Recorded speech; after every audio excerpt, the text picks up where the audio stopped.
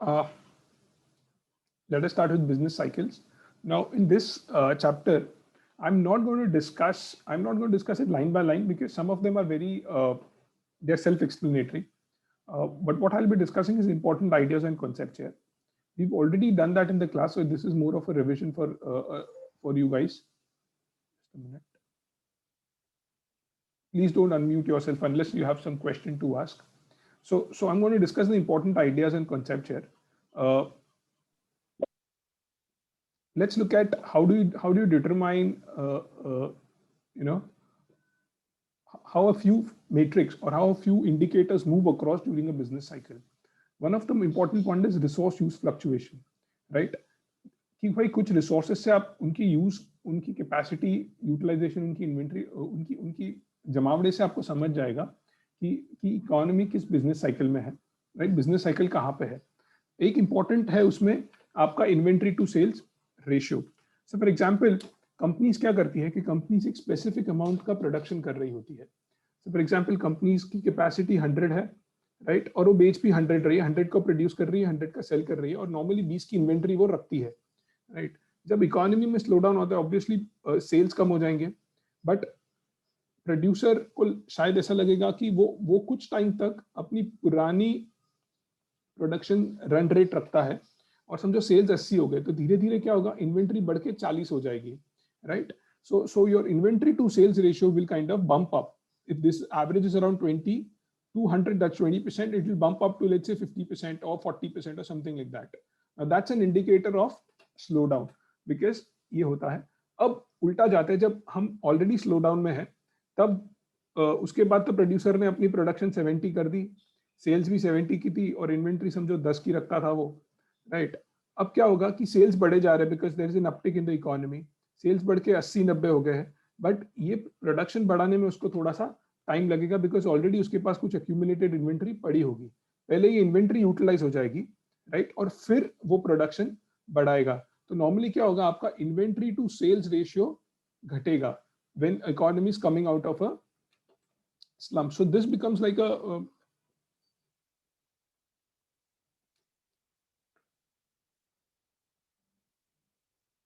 I don't know what to do with the voice thing. Is it breaking for all? Is my voice breaking for all? Shubham, check if you are at Zoom, check the other connections that you have, right? Now this normally this is what happens with your inventory to sales ratio.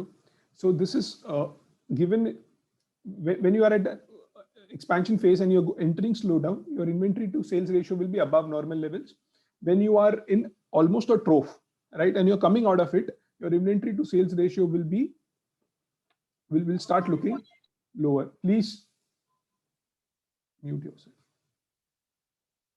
For people who've come joined a little late, in this chapter we've already discussed this chapter before, but what I'm doing is I'm doing the important concepts. जहाँ पे concepts है, जहाँ पे एकदम normal कुछ नहीं है, plain theory type या plain very easy पढ़ के आप समझ सकते हो, वो मैं discuss नहीं कर रहा हूँ because if I go line by line it will take a lot of time, right? Moreover, ये तो हो गया as far as inventory to sales ratio is concerned. और एक चीज जो होती है is adjusting your production levels. अब होता क्या है, जब स्लो डाउन आता है तो कंपनीज इमीडिएटली लेबर फोर्स को फायर नहीं करती, right? Companies immediately labour force को फायर नहीं करती बिकॉज उसके बहुत कॉस्ट अटैच होते हैं, आपको सीवरेंस पे देना पड़ता है और मोरल भी डाउन हो जाता है एम्प्लॉइज का वगैरह वगैरह.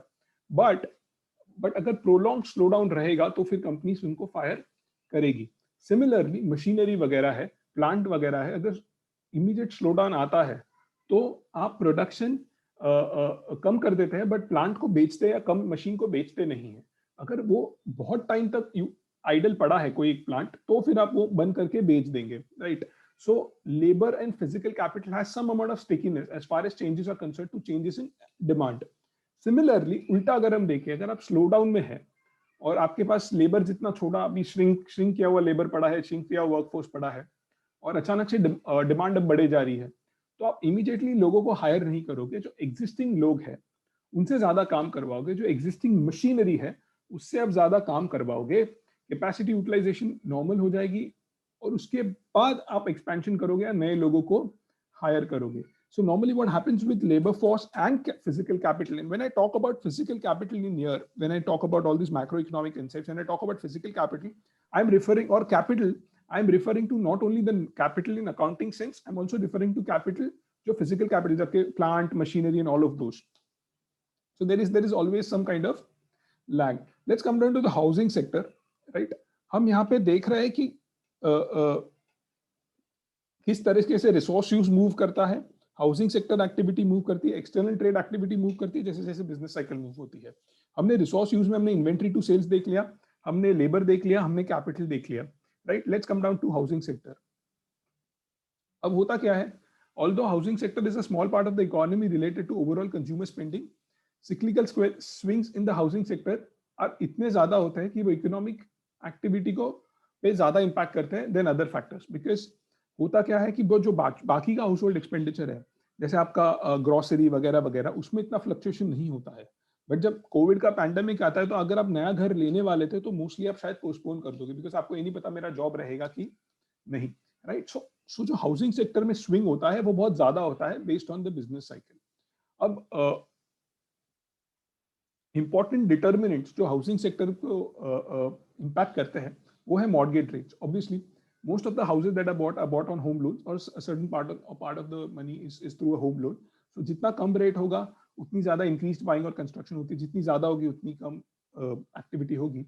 Housing cost related to income, एक एवरेज पर्सन की इनकम का कितना टाइम्स है एक एवरेज घर, is a very important part of अगर आप जर्मनी वगैरह में रह रहे हो तो वहां पे I mean, the proportion of your income in buying a house will be very less. You know, आप 4 साल का आपके इनकम में आप घर खरीद, मुंबई में रह रहे हो बहुत ज्यादा होगा।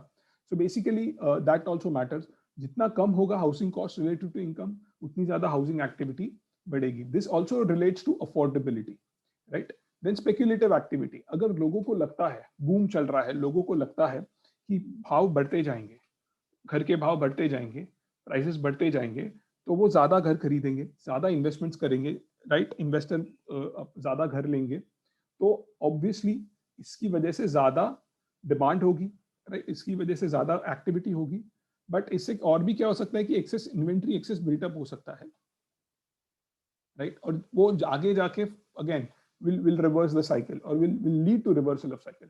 Demographic factors, बहुत यंग पॉपुलेशन है तो शायद हाउसिंग डिमांड ज्यादा होगी, बिकॉज लोग चाहेंगे कि हम अपनी जॉइंट फैमिली से न्यूक्लियर फैमिलीज वगैरह में आए, राइट? आपको सिर्फ इन सब फैक्टर्स का क्या इम्पैक्ट होता है वो जानना है। यहाँ पे सिर्फ यही है, बिकॉज आप as an analyst this exam is more concerned about ये होगा तो उससे क्या होता है, वो होगा तो इससे क्या होता है, that kind of a perspective है। Let's come down to external trade activity. Obviously क्या होता है कि जब आपकी डोमेस्टिक ग्रोथ ज्यादा होती है, मैं ये पूरा पढ़ नहीं रहा हूँ, मैं आपको जिस्ट बता रहा हूँ, राइट? जब आपकी डोमेस्टिक ग्रोथ ज्यादा होती है तो हमने पहले भी देखा था x minus M is equal to government spending plus your investments minus whatever your domestic savings and all. So the idea again here is that जब आपकी जीडीपी ज्यादा ग्रो हो रही है तो दो चीजें हो जाती है, आप में ऑब्वियसली इन्वेस्टमेंट ज्यादा चल रहे हैं और कंज्यूमर्स भी ज्यादा स्पेंड कर रहे हैं। इससे होता क्या है कि आपके इंपोर्ट्स बढ़ जाते हैं, राइट? आपके इंपोर्ट्स बढ़ जाते हैं relative to exports, right? Similarly अगर बाहर के देशों में ज्यादा जीडीपी ग्रोथ हो रही है और वहां की इनकम ज्यादा बढ़ रही है तो आपके एक्सपोर्ट्स ज्यादा बढ़ेंगे, राइट? आपके ज्यादा, और शायद इंपोर्ट्स कम हो जाएंगे, वो खुद इतना ज्यादा कंज्यूम कर रहे होंगे। तो ये एक होता है as far as external trade with GDP is concerned. I'm not reading this. I would expect you guys to read it, and it's fairly easy, right? फिर आ जाते हैं हम theories of business cycle. ये questionable material है, यहाँ से आता है। I would want you to just scribble some notes in your Shwezer बाजू में, just the main thing, right? Now, when we studied aggregate demand and aggregate supply, I told you एक potential GDP करके कुछ होता है जिसको हम बोलते हैं long run aggregate supply. वो capacity होती है, structural capacity होती है किसी भी economy की to produce goods and services. हमने एक बहुत basic example लिया था कि एक economy में 100 apples बन सकते हैं, right? Assume करें और कुछ नहीं बनाते, वो सिर्फ 100 apple बनाते हैं, right? तो 100 apple उनकी long run aggregate supply है, उतना वो बना सकते हैं. नाउ अब धीरे धीरे जैसे टेक्नोलॉजी और लेबर आएगा तो शायद वो बढ़ेगा, बट जो लॉन्ग रन एग्रीगेट सप्लाई है वो कुछ बहुत ज्यादा इमीडिएट शॉर्ट रन में फ्लक्चुएट नहीं होता है. बट आप बोलोगे सर बिजनेस साइकिल्स तो होती है, वो होती है बिकॉज आपकी एग्रीगेट डिमांड और aggregate supply, short run aggregate supply fluctuate होती है, राइट? तो अब देखते हैं कि देयर आर डिफरेंट स्कूल्स मतलब अलग अलग ग्रुप है, अलग अलग थॉट प्रोसेस की ग्रुप्स है इकोनॉमिक्स में, जो अलग अलग रीजन देते हैं कि भाई ये बिजनेस साइकिल होती क्यों है. और ये डिबेटेबल है क्योंकि एक ग्रुप को दूसरा ग्रुप पसंद नहीं है. हमारे क्लासरूम से लेके स्कूल से लेके ऑफिस में ग्रुपिज्म तो हमेशा चलता ही है, इकोनॉमिक्स में भी ग्रुपिज्म बहुत चलता है. तो चलो देखते हैं एक एक ग्रुप का क्या कहना है. सबसे पहले देखते हैं नियो क्लासिकल स्कूल. तो ये नियो क्लासिकल स्कूल क्या बोलती है कि भाई जो भी शिफ्ट होता है ना एग्रीगेट डिमांड और सप्लाई में, वो प्राइमरीली टेक्नोलॉजी की वजह से होता है, which is given here, right? जो प्राइमरीली जो होता है वो सेकेंड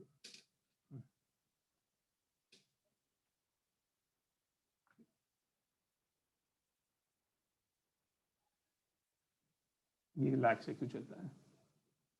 देखिए न्यू ईयर्स ईव पे सिर्फ 6 लोग आए हैं, राइट?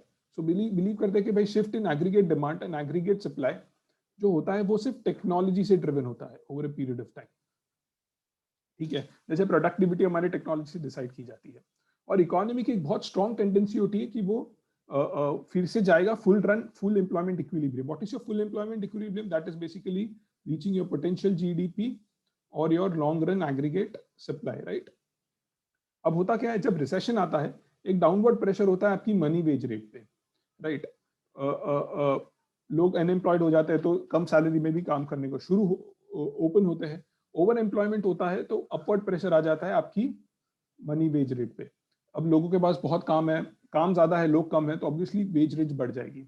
इस वजह से क्या हो जाता है, आपके टेम्पररी डिविएशन हो जाता है लॉन्ग रन इक्विलिब्रियम में, और इस वजह से आपकी साइकिल्स आ जाती है, आपकी बिजनेस साइकिल्स बन जाती है, राइट? तो इनका क्या कहना है कि नॉर्मली होगा क्या कि बिकॉज ये जो वेज रेट है ये इक्विलिब्रियम की तरफ पुश करती है, राइट? इक्विलिब्रियम की तरफ पुश करती है, एक फीडबैक मैकेनिज्म होता है, राइट? और नॉर्मली इकोनॉमी चुपचाप अपने लॉन्ग रन पोटेंशियल की तरफ आ जाती है. अगर ओवर फुल एम्प्लॉयमेंट से ज्यादा है तो फिर से एम्प्लॉयमेंट गिर के वो फुल एम्प्लॉयमेंट की तरफ आएगी, और फुल एम्प्लॉयमेंट से कम है, there is a gap, then again employment बढ़ेगा और वो लॉन्ग रन की तरफ आएगी. बट 1930s में जब ग्रेट डिप्रेशन देखा गया, जब जीडीपी में बहुत ही ड्रास्टिक फॉल हुआ था, ये देखा गया कि ये जो एडजस्टमेंट की हम बात कर रहे हैं फटाफट हुआ नहीं, बिकॉज यूनाइटेड स्टेट्स की इकोनॉमी अपने पोटेंशियल से नीचे काम कर रही थी और बहुत लंबे समय तक काम कर रही थी, और वो वापस आ ही नहीं रही थी, राइट? तो ये जो स्लो डाउन था, ये बिजनेस साइकिल था, ये बहुत ज्यादा सीवियर हो गया और बहुत ज्यादा देर तक चला. तो ये आपका जो नियो क्लासिकल स्कूल है ये ठीक से समझा नहीं पाया कि एग्जैक्टली हो क्या रहा है. तब आए हमारे एक बहुत ही फ्लैम्बोयंट कैरेक्टर जिनका नाम है JMK और जॉन मेनार्ड केन्स, राइट? उन्होंने बोला कि भाई आप जो बोल रहे हो ना वो ठीक है, बट एक बहुत बड़ा फैक्टर होता है जिस वजह से सीवियरिटी या रिसेशन की या बूम की ज्यादा हो सकती है. ही सेज जो एग्रीगेट डिमांड में चेंज होता है ना, बिकॉज लोगों का एक्सपेक्टेशंस बदल जाते हैं, वो प्राइमरी रीजन है बिजनेस साइकिल का, राइट? जो एग्रीगेट डिमांड में बदलाव आ रहा है बिकॉज लोगों के एक्सपेक्टेशंस बदल जा रहे हैं. He gave a term called as the animal spirits. You must, if you read newspapers, op-eds, economics related या कहीं पे भी, तो you would have come across this word animal spirits. होता क्या है, जब तेजी का दौर होता है तो सब खुश होते हैं, सब ज्यादा एक्साइटेड होते हैं, थोड़ा लालच होता है XYZ, और ज्यादा इन्वेस्टमेंट्स हो जाता है. जब ज्यादा स्लो डाउन होता है तो ये एनिमल स्पिरिट बहुत डाउन होती है, लोग इन्वेस्ट कम कर रहे होते हैं XYZ, लोगों को पेसिमिज्म बहुत ज्यादा होता है, इस वजह से स्लो डाउन रहता है. तो अगर आपको इकोनॉमी को बम्प अप करना है तो आपको इस एनिमल स्पिरिट को एड्रेस करना पड़ेगा, लोगों के कॉन्फिडेंस को फिर से लाना पड़ेगा, राइट। तो क्या हो जाता है जब आप खुश हो, राइट, ऑप्टिमिज्म ज्यादा है, ओवर इन्वेस्ट कर जाओगे, ओवर प्रोड्यूस कर जाओगे, राइट, क्योंकि आप बहुत ही ज्यादा ऑप्टिमिस्टिक हो फ्यूचर ग्रोथ में पोटेंशियल जीडीपी के, और इस वजह से आगे जाके स्लो डाउन आएगा। बट अगर आप बहुत ज्यादा पेसिमिस्टिक हो, फियरफुल हो फ्यूचर ग्रोथ में, तो फिर आप कम इन्वेस्ट करोगे, अंडर प्रोड्यूस करोगे, और आगे जाके that will so the seeds of a boom, because obviously there'll be less over capacity and stuff like that. But yeah, the basic idea of Keynesian school that you need to remember is it is the aggregate demand में changes happening due to change in expectations. Aggregate demand में changes happening due to changes in expectations of the people, right? उन्होंने और एक चीज argue की थी Keynes ने कि भाई वेजेस जो होती है ना वो डाउनवर्ड स्टिकी होती है। आप जो बोल रहे हो ना वो इतनी जल्दी एडजस्ट नहीं होती, राइट। अगर आपकी वेजेस कम हो गई है, राइट, शॉर्ट रन सप्लाई में, तो इसका मतलब ये नहीं होगा कि आपका इकोनॉमी फटाफट फुल एम्प्लॉयमेंट की तरफ जाएगा, ऐसा होता नहीं है।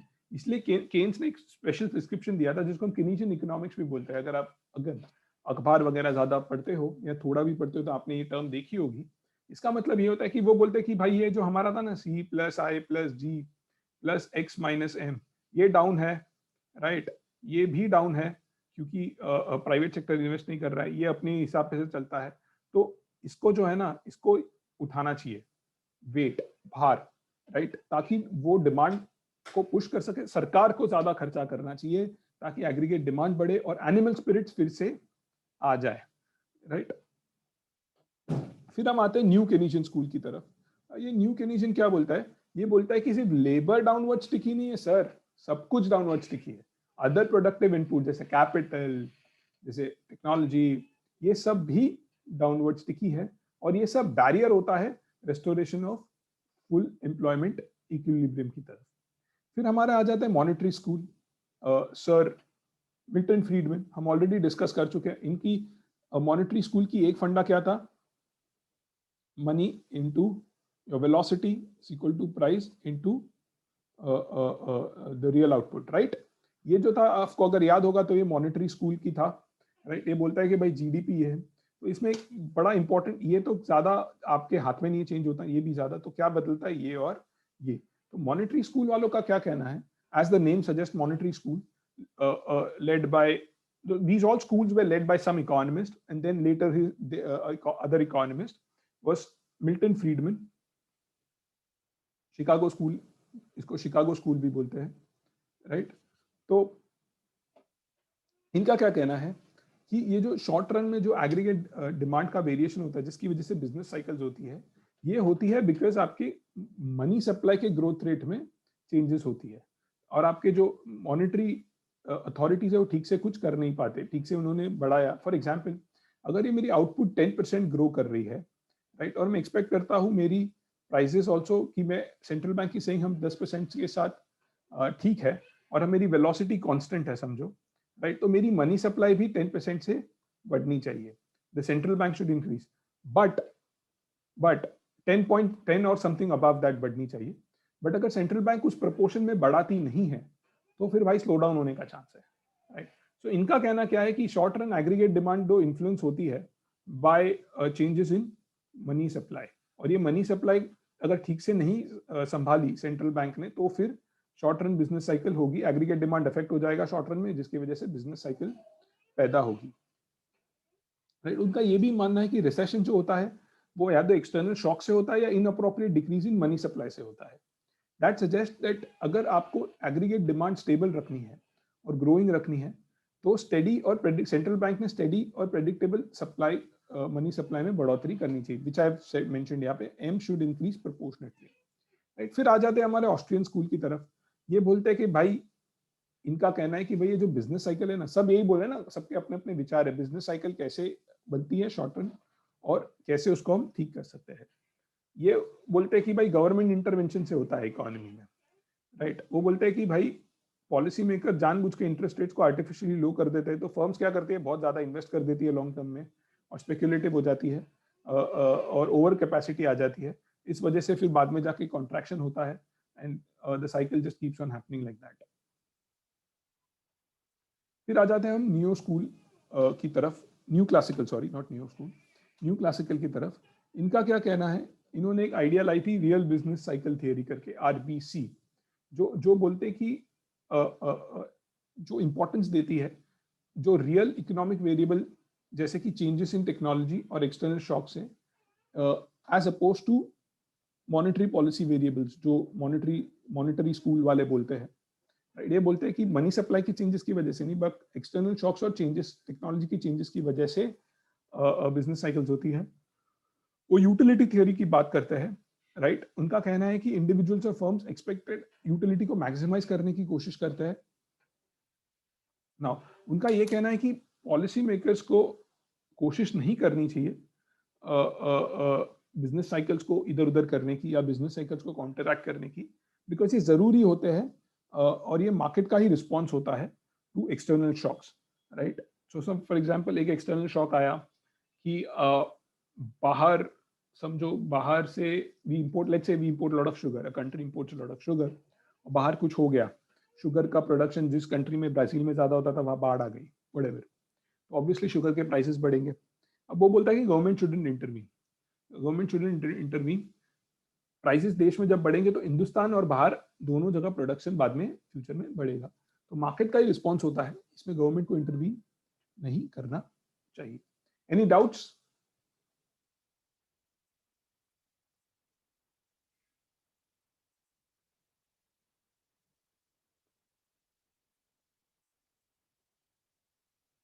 Let's go it.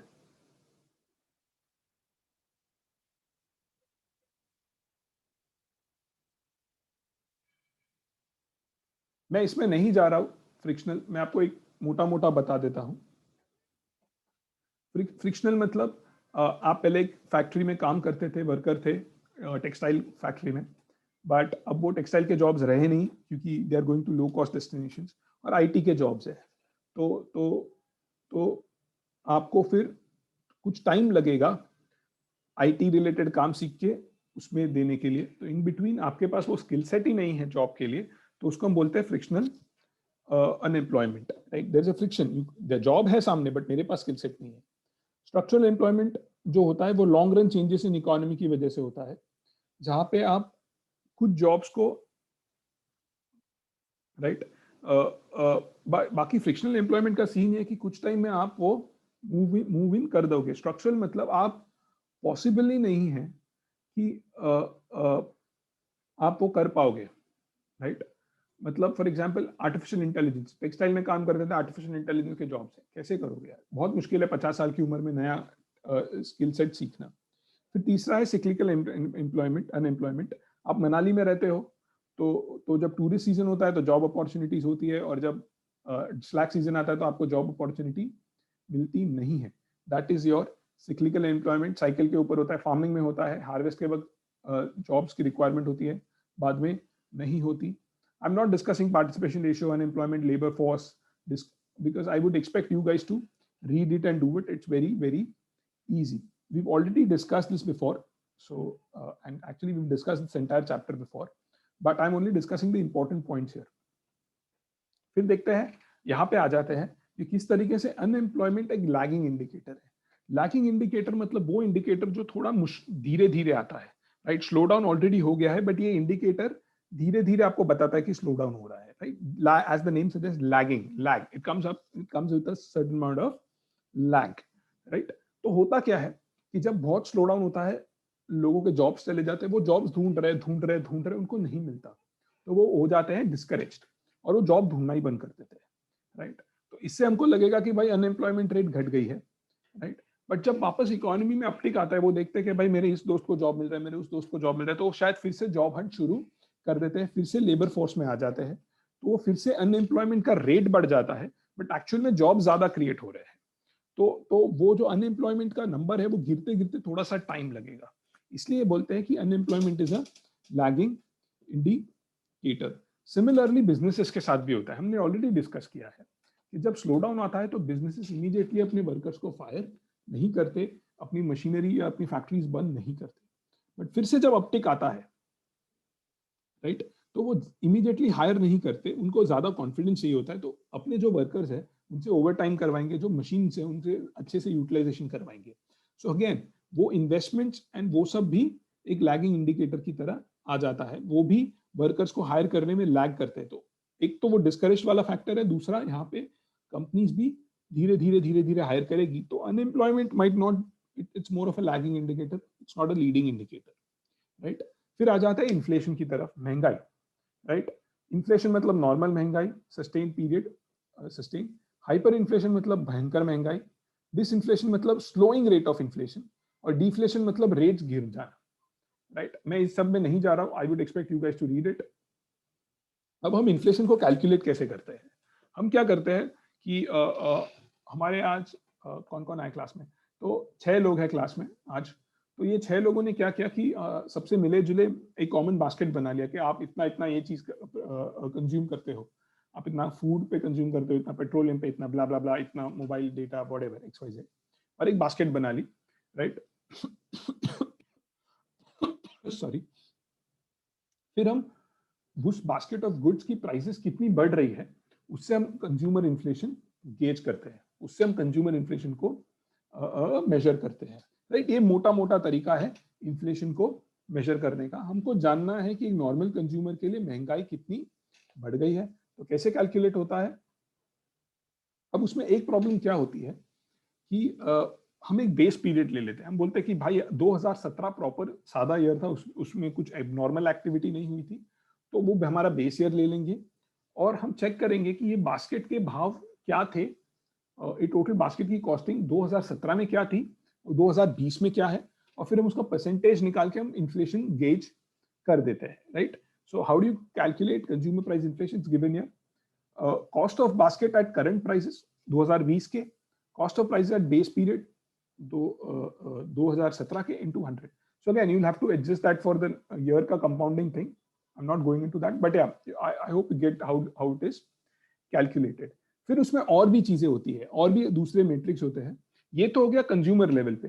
फिर हमको ये भी जानना होता है कि भाई अब एक GDP deflator, before I go to produce PPI, एक जीडीपी डिफ्लेटर होता है. जीडीपी डिफ्लेटर क्या होता है कि भाई हम जब जीडीपी इकोनॉमी की, हमने ऑलरेडी डिस्कस कर चुके हैं इन एग्रीगेट वाला वाला वाला चैप्टर, बट जब हम जीडीपी की बात कर रहे हैं, हम बोल रहे हैं कि भाई ये टोटल गुड्स एंड सर्विसेज है, इसकी इसकी वैल्यू इतनी थी.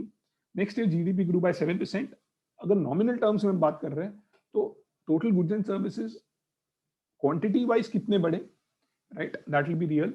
और उसके ऊपर भाव कितना बढ़ा एक का, राइट, दैट वो महंगाई, दोनों को ऐड करेंगे तो नॉमिनल जीडीपी ग्रोथ होता है. जब हम न्यूज़पेपर्स में पढ़ते हैं 6%, 7%, 8%, whatever, that is real number, right. तो इस बीच अगर मैं इनका एक फ्रैक्शन निकालूं, राइट, कि भाई 2018-19 में कितना था, बेस ईयर के सामने कितना बढ़ा, तो उसको बोलते हैं जीडीपी डिफ्लेटर. ये भी यूज किया जा सकता है to measure inflation. I hope you know GDP deflator. We have discussed that in detail in the previous chapters. फिर आ जाता है आपका प्रोड्यूसर्स प्राइस इंडेक्स. यहाँ पे हमने जो बास्केट बनाया वो कंज्यूमर का था. हम फिर क्या करते हैं, जो कंपनीज, जो प्रोड्यूसिंग इंडस्ट्रीज है, वो उनको क्या क्या चाहिए, उनको शायद क्रूड ऑयल चाहिए होता होगा, उनको एल्यूमिनियम, सीमेंट, स्टील, ब्ला ब्ला ब्ला, उस तरीका का एक इंडिकेटर, रिप्रेजेंटेटिव इंडिकेटर बनाते हैं. और फिर हम देखते हैं उसकी भाव कितनी ऊपर नीचे जा रही है. हिंदुस्तान में हम उसको WPI कॉमनली बोलते हैं, और कहाँ कहाँ पे उसको प्रोड्यूसर्स प्राइस इंडेक्स भी बोलते हैं, राइट. इससे हमको पता चलता है कि जो मैन्युफैक्चरिंग पार्ट है इकोनॉमी का, उसके लिए प्राइसेस कितने बढ़े या घटे हैं. फिर होता है कंसेप्ट, होता है हेडलाइन इन्फ्लेशन और कोर इन्फ्लेशन का. अब ये हेडलाइन इन्फ्लेशन, कोर इन्फ्लेशन क्या होता है? हेडलाइन जो नॉर्मल आपका CPI आ गया. कोर में हम क्या करते हैं, हम निकाल देते हैं फूड और एनर्जी, क्योंकि जो फूड और एनर्जी है, सब्जियों के भाव, पेट्रोल के भाव, ये बहुत ज्यादा फ्लक्चुएट होते हैं. तो हम इसको निकाल के देखना चाहते हैं कि एक्चुअली में बाकी चीजों के रेट कितने बढ़े या घटे. उसको हम कोर इन्फ्लेशन बोलते हैं. ये अगेन अगर आप न्यूज़पेपर पढ़ते हो तो आप बहुत बारी ये सब देखते होंगे, ये टर्म्स के अक्रॉस आते होंगे. फिर अगेन फिर आ जाता है ये बात कि भाई किस तरीके से इसको कैलकुलेट करना है और उसकी लिमिटेशंस और वगैरह क्या क्या है, राइट. ऐसा कहा जाता है, हमने जो अभी फॉर्मूला देखा इन्फ्लेशन कैलकुलेट करने का, उसको लास्पेरेस इंडेक्स कहते हैं, राइट. जहाँ पे जो बास्केट है गुड्स एंड सर्विसेज का, वो कांस्टेंट है. वहां पे समझो आप एनर्जी पे 20% स्पेंड कर रहे थे बास्केट में, तो यहाँ पे भी 20% आप स्पेंड करोगे, राइट. बट और सबसे ज्यादा कंट्रीज यही मेथड यूज करते हैं। बट ऐसा देखा गया है कि इस मेथड में क्या हो जाता है कि कंज्यूमर प्राइसेस जो होती है ना वो थोड़ी अपवर्ड बायस्ड होती है। अपवर्ड बायस्ड मतलब जितनी है उससे थोड़ी सी ज्यादा आती है हमको। क्यों? उसके फैक्टर्स क्या क्या है? 3 फैक्टर्स बताए गए हैं। एक तो न्यू गुड्स। नॉर्मली होता क्या है कि हम नई नई चीजें यूज करना चाहते हैं, राइट? तो जो हम 2016-15 में यूज कर रहे थे वो बदल जाएगा, राइट? तो हम नई चीजें लेंगे हमारे बास्केट में और पुरानी निकाल देंगे। नई चीजें नॉर्मली जब आती है वो थोड़ी महंगी होती है, फिर उनका कॉस्ट कम होता है। इस वजह से राइट, दिस माइट कॉस्ट, फिर हम उसको बास्केट में निकाल के नई चीजों को डालते हैं, तो इसकी वजह से हमारे basket is little upward biased. फिर क्वालिटी चेंजेस होती है, राइट? अगर प्रोडक्ट की प्राइस बढ़ रही है, राइट, और प्रोडक्ट की क्वालिटी भी बढ़ रही है, तो हमारा बास्केट तो बोलेगा कि भाई भाव बढ़ गया, बट एक्चुअल में भाव क्वालिटी की वजह से बढ़ा है, राइट? इन्फ्लेशन की वजह से नहीं बढ़ा है, राइट? फिर सब्सटीट्यूशन आ जाता है, राइट? और एक इन्फ्लेशन फ्री इकोनॉमी में, even inflation free economy में prices of relative goods change all the time, right? तो अगर कंज्यूमर को दूसरी चीज सस्ते में मिल रही है, उसकी सब्स्टिट्यूट जो वो यूज कर रहे हैं, तो वो उसको खरीदेंगे और महंगी चीज को कम खरीदेंगे। बट हमारे लास्पेरास की जो इंडेक्स है, वो तो बास्केट जो डिसाइड की गई है वो तो ऑलमोस्ट फिक्स्ड है। इस वजह से उसमें वो रिफ्लेक्ट नहीं होगा, इसलिए उसके हिसाब से जो आप कैलकुलेट कर रहे हो वो लिटिल अपवर्ड बायस्ड होगा, वो थोड़ा बायस्ड होगा। तो इन सबको निकालने के लिए कुछ टेक्निक्स कभी कभी यूज की जाती है। देखते हैं क्या क्या होती है। एक होता है हेडोनिक प्राइसिंग, जिसपे आप एडजस्ट कर सकते हो फॉर प्रोडक्ट क्वालिटी, राइट? फिर to address the bias from substitution, reporting agencies कभी कभार चेन और चेन वेटेड प्राइस इंडेक्स भी यूज करती है, जिसको हम फिशर इंडेक्स बोलते हैं। फिशर इंडेक्स होता कुछ नहीं है, फिशर इंडेक्स एक ज्योमेट्रिक मीन है लास्पेरस और पाशे इंडेक्स का। अभी पाशे इंडेक्स क्या होता है? पाशे इंडेक्स बहुत इजी है। पाशे इंडेक्स मतलब करंट कंजम्पशन वेट्स यूज करता है, बट प्राइसेस बेस पीरियड से लेता है। सो फॉर एग्जांपल एनर्जी, आप 2017 हमारा बेस था, एनर्जी आप 20% को टोटल बास्केट में 20% एनर्जी पे था। 2020 में शायद अभी 15% हो जाएगा अंडर पाशे, बिकॉज अभी आप करंट आप लोग एन एवरेज 15% एनर्जी पे स्पेंड कर रहे हो। बट बेस की प्राइसेस आप 2017 की लोगे, जिस बास्केट में जो वेट था एनर्जी का और बाकी चीजों का, वो आप अभी के हिसाब से करोगे, वो पाशे इंडेक्स हो गया। फिर आप फिशर इंडेक्स कुछ नहीं होगा, बेसिकली ज्योमेट्रिक मीन होगा लास्पेरेस और पाशे का, राइट? यहाँ पे एक सम दिया गया, I am not going into it because I believe it's very easy. In case if you have doubt let me know, I will do that, but we have already done this before and again it's very very easy. अब देखते हैं, distinguish करते हैं cost push और demand push inflation में। Just a minute guys, just a minute, I will be back in 2 minutes.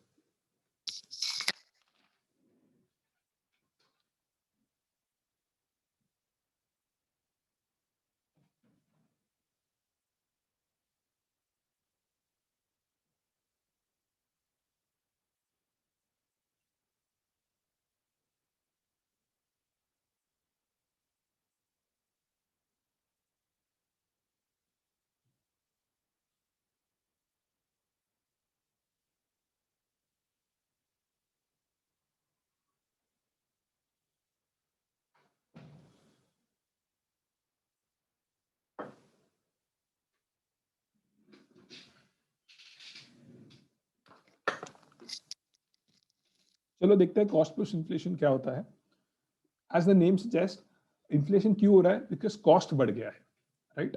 जिसको बोलते हैं cost plus inflation, right?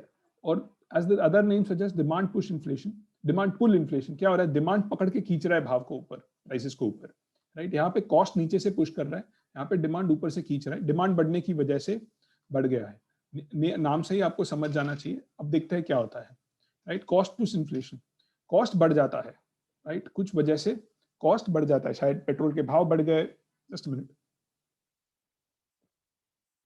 Petrol के भाव बढ़ गए, या वेजेस बढ़ गए, एक्सटर्नल शॉक, कुछ के कारण से कॉस्ट बढ़ जाता है। इस वजह से क्या होगा? आपके जो शॉर्ट रन एग्रीगेट सप्लाई वो कम हो जाएगी। क्यों? क्योंकि प्रोड्यूसर्स को सेम प्राइस पे मार्जिन घट गई, वो कम बनाना शुरू कर देंगे। जैसे हमारे शुभम है, शुभम बोल रहे कि भाई मेरा फैन तो अभी भी 100 रुपए का जा रहा है, बट मेरी कॉस्ट बढ़ गई, तो मैं इस भाव पे ज्यादा नहीं बना पाऊंगा, राइट? तो आपकी जो शॉर्ट रन एग्रीगेट सप्लाई जो हमारी एस आर ए एस 0 था, वो घट के यहाँ आ जाएगा SRS A1, राइट, शिफ्ट हो जाएगा टूवर्ड्स लेफ्ट। जब वो शिफ्ट होता है टूवर्ड्स लेफ्ट, तब क्या होगा, ऑब्वियसली ये हमारा पोटेंशियल जीडीपी है, इससे नीचे आ जाएगा, भाव बढ़ चुके हैं, एट दैट पर्टिकुलर लेवल भाव बढ़ चुके हैं। अब होगा क्या, अब इसके बाद होगा क्या, इसके बाद ये होगा कि भाई भाव बढ़ गए हैं, बट यू नो डिमांड को ठीक से मीट नहीं कर पा रहे हैं, पोटेंशियल जीडीपी के नीचे काम कर रहे हैं, तो क्या चाहिए, तो समझो Shubham is the representative of all the industry and everything. Shubham को पूछेंगे शुभम क्या चाहिए, बनाओ ना यार प्रॉपर पहले की तरह। शुभम बोलेगा भाई आप मेरी 20 रुपए का एक फैन पे मैं कमाता था, अब पहले 80 रुपए का मेरा बनता था, 100 रुपए में बेचता था, और अब 90 रुपए हो गए मेरी कॉस्टिंग, अब मुझे वापस 20 की मार्जिन दो, उसके लिए आपको भाव बढ़ाने पड़ेंगे। तो फिर से भाव बढ़ेंगे, राइट, P2 की तरफ जाएगा, और आपका तब जाके आपकी व्हाट यू कॉल डिमांड और सप्लाई मीट होगी on your at a level where it's kind of near about or equal to your potential GDP.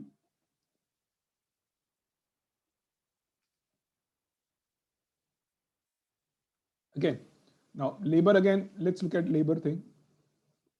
Labour आपका बहुत इंपॉर्टेंट कॉस्ट फैक्टर होता है। तो वेज पुश इन्फ्लेशन जब लेबर की cost की वजह से बढ़ता है तो उसको वेज पुश्ड इन्फ्लेशन बोलते हैं, राइट। नाउ अब आपका अपवर्ड प्रेशर वेजेस पे ज्यादा होने का चांस होता है जब सिक्लिकल एम्प्लॉयमेंट लो होती है, बट जब सिक्लिकल अनएम्प्लॉयमेंट लो होती है, बट वो तभी भी हो सकता है जब सिक्लिकल अनएम्प्लॉयमेंट है, बिकॉज हर इंडिविजुअल का एक डिफरेंट टाइप और क्वालिटी होता है हर सेगमेंट का। तो इन्हें आपको भली आपके पास आपको टेक्नीशियन या इंजीनियर्स चाहिए, बट आपके पास शायद होंगे नहीं, इतने मार्केट में अवेलेबल होंगे नहीं, राइट। सो ये आपका as a result non accelerating inflation rate of unemployment, also called as natural rate of unemployment, can be higher than the rate associated with absence of cyclical unemployment. ये basically this is because of the mismatch in skill set, right? Now again एक चीज आपको देखनी पड़ेगी कि मैं जब बोल रहा हूँ वेजेस बढ़ गए etcetera, it has to be seen in respect of productivity. We already discuss this before कि भाई वो बंदा अगर 10% ज्यादा प्रोड्यूस कर पा रहा है, अगर उसने कोई ट्रेनिंग ली है तो उसकी वेजेस 10% बढ़ भी गई ना, तो एक्चुअल में आपका इन्फ्लेशन नहीं बढ़ना चाहिए, बिकॉज आपकी प्रोडक्टिविटी भी बढ़ गई, राइट। तो आपको वेजेस और benefit in terms of productivity अगर देखना है तो आप यूनिट लेबर कॉस्ट की बात करो, जो रेशियो होता है टोटल उनका पर आवर का कॉम्पनसेशन क्या है divided by the output units per hour. अगर आउटपुट यूनिट्स भी 10% बढ़े हैं और वेजेस भी 10% बढ़े तो आपको यूनिट लेबर कॉस्ट नहीं बढ़ा है, राइट। नाउ और एक जो इंपॉर्टेंट पार्ट होता है इन्फ्लेशन का, वेज इन्फ्लेशन का, वो होता है एक्सपेक्टेड इन्फ्लेशन। अगर किसी वर्कर को लगता है कि भाई फ्यूचर के प्राइसेस बढ़ने वाले हैं 10%, तो अपनी वेज रेट भी उसी हिसाब से बढ़ा देगा, राइट। तो वो भी एक फैक्टर होता है वेज रेट इन्फ्लेशन में। और एक एक्सपेक्टेड इन्फ्लेशन का अगर आपको निकालना है कि भाई मार्केट क्या एक्सपेक्ट कर रहा है इन्फ्लेशन का, तो आप यील्ड डिफरेंस निकाल सकते हो इन्फ्लेशन इंडेक्स बॉन्ड्स में और similarly non inflation protected bonds, क्योंकि वो जो डिफरेंस होता है वो बेसिकली इन्वेस्टर्स का कॉम्पेंसेशन होता है इन्फ्लेशन के लिए। तो मार्केट क्या एक्सपेक्ट कर रहा है बॉन्ड मार्केट इन्फ्लेशन का, वो आप इन दोनों के डिफरेंस, ये जो यील्ड का डिफरेंस है उसके हिसाब से आप निकाल सकते हो। Let's come down to the next one which is your demand pull inflation. किस वजह से अगर आपकी डिमांड बढ़ गई, अगर समझो गवर्नमेंट ने आपका स्पेंडिंग बढ़ा दिया या कुछ और कारण से सेंट्रल बैंक ने रेट्स घटा दिए XYZ और डिमांड बढ़ गई, तो क्या होगा। जब डिमांड बढ़ जाएगी आपकी AD0, that is your aggregate demand curve, shifts to the left, it becomes AD1. Now what has happened is because it shifted to the left, now you are producing more than your potential GDP, the prices have gone up at this levels, right? But क्या हो रहा है, आप ज्यादा produce कर पा रहे हो क्या रहा था कि फैक्ट्रीज ने वर्कर्स हायर नहीं किए और ज्यादा प्रोड्यूस करना शुरू कर दिया। वो as you know it's a little bit of stickiness, but this is not sustainable over a period of time. Wages again will go up, right? Unit cost will again go up and they will go to P2 levels. At P2 levels again it will settle at somewhere around those levels, right? And a potential GDP will again be the GDP levels will be again near potential GDP, but what will end up happening is your prices will go up to P2. This is your demand pull inflation, right? This is your demand pull inflation. अब इसमें economist capacity utilisation की भी बात करते हैं. अब अगर समझो किसी ने बोल दिया कि sir central bank interest rates कम क्यों नहीं किए जाती, अगर इकोनॉमी बढ़ती है तो उसको तो कम किए जाना चाहिए. अगर सेंट्रल बैंक अननेसेसरीली रेट्स कम करेगी या मनी सप्लाई बढ़ाएगी तो शॉर्ट रन में क्या होगा कि शॉर्ट रन में नो डाउट जीडीपी 0 से जीडीपी 1 की तरफ चल जाएगी, बट लॉन्ग रन में क्या होगा, फिर से वो GDP normal long run aggregate जो पोटेंशियल जीडीपी उसी लेवल पे आएगी और नेट नेट रिजल्ट ये होगा कि भाव बढ़ गए. Getting it? Net net result ये होगा कि भाव बढ़ गए, प्राइस लेवल बढ़ गए, इन्फ्लेशन बढ़ गया, बट जीडीपी उसी लेवल्स पे है. बस एक शॉर्ट रन बम्प आएगा बट वो फिर से एडजस्टमेंट उसी तरीके से हो जाएगा. राइट, तो इससे कोई फायदा होगा नहीं. राइट नाउ कैपेसिटी इकोनॉमिस्ट बहुत बार कैपेसिटी यूटिलाइजेशन का जो नंबर होता है आपकी इंडस्ट्री का वो यूज करते हैं तो इंडिकेट करने के लिए कि भाई डिमांड पुल इन्फ्लेशन कितना रहेगा. राइट, अगर higher rate of capacity utilization है तो ये बोलते हैं कि भाई industry is producing over and above their potential GDP. Right, और इन्फ्लेशनरी प्रेशर बढ़ेगा. राइट, और अगर स्लैक है, अगर स्लैक है कैपेसिटी में फिर भी तो ऑब्वियसली वो पोटेंशियल से ज्यादा गए नहीं है, डिमांड बढ़ेगी तो इन्फ्लेशन बढ़ेगा नहीं. Right, the impact on output is the key difference between demand pull and cost push effects. The demand pull effects effect increases the GDP about full employment GDP, while the cost push inflation a decrease in aggregate supply initially decreases GDP. तो ये फर्क होता है दोनों में, please इसको mark कर दीजिए, ये बहुत ही इंपॉर्टेंट है. राइट, फिर हमारे तीन तरह के इंडिकेटर्स होते हैं, एक होता है लीडिंग, एक होता है कोइंसिडेंट और तीसरा होता है लैगिंग. लीडिंग क्या होता है कि लीडिंग बोलता है कि पहले वो इंडिकेटर बदलता है और उसके बाद हमको बिजनेस साइकिल में इफेक्ट दिखता है. राइट, वो पहले ही हमको बता देता है कि साइकिल किस तरफ जा रहा है. कोइंसिडेंट साइकिल के साथ साथ चलता है, जैसे साइकिल जा रही है वैसे वैसे वो जा रहा है. और लैगिंग का क्या होता है कि पहले साइकिल बदलती है फिर वो इंडिकेटर बदलता है. राइट, जब तक ऑलरेडी कुछ बदल चुका है, वो अगर वो इंडिकेटर दिखा रहा है कि भाई इकोनॉमी में अपटिक है बट ऑलरेडी इकोनॉमी में अपटिक हो गई है, वो लैगिंग इंडिकेटर है. ये तीन फर्क होते हैं आपके लीडिंग, कोइंसिडेंट और लैगिंग में. आपने देखा होगा कि भाई इन्वेंट्री टू सेल्स जो हमने डिस्कस किया वो लैगिंग इंडिकेटर है, change in unit labour cost lagging indicator है, लोन्स लैगिंग इंडिकेटर है, changes in consumer price index lagging indicator है, ratio of consumer instalment debt to income lagging indicator है. उसी तरह कुछ कुछ लीडिंग इंडिकेटर्स भी होते हैं. राइट, जैसे नए ऑर्डर्स वगैरह वगैरह, building permits for new house, equity market जो फॉरवर्ड लुकिंग होते हैं XYZ. बहुत सारे बॉडीज है इंटरनेशनल जो प्रोड्यूस करते हैं बहुत सारे इकोनॉमिक इंडिकेटर्स. अब एक एनालिस्ट क्या करेगा अगर उसको बिजनेस साइकिल स्टडी करना है, वो किसी एक इंडिकेटर को लेके प्रेडिक्शन करेगा तो डिफिकल्ट है और रॉन्ग जाएगा. उसको सबको एक साथ लेके मिसमैच समझ के एक कंक्लूजन पे आना है. राइट, उसको सभी एक साथ देखना है, देन ओनली देन ही can come on to an conclusion to say where is the cycle and how things are at a particular part. Right, उसको इन एक क्लासिफिकेशंस भी समझना चाहिए. राइट, और एग्जैक्टली जैसे बोला गया वैसे नहीं होता है, थोड़ा सा इधर उधर होता है, वो सब्जेक्टिव एलिमेंट आ जाता है और वो एक्सपीरियंस के साथ इंसान सीखता है. Right, so we are done with this chapter. We are kind of done with this chapter. We'll do currency next. This was a brief run up to this chapter. This is a very easy chapter, nothing big deal here. We've already discussed this. I discussed the important points here. In case if you have any questions, do let me know. I'll take that again. We'll do currency after this. Any questions?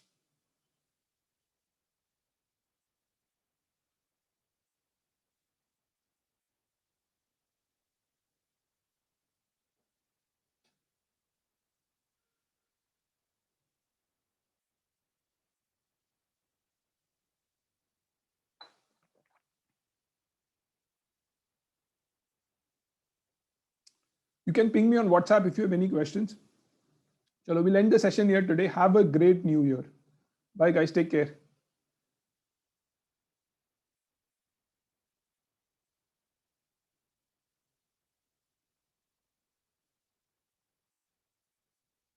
Yes, नए साल पे मिलेंगे.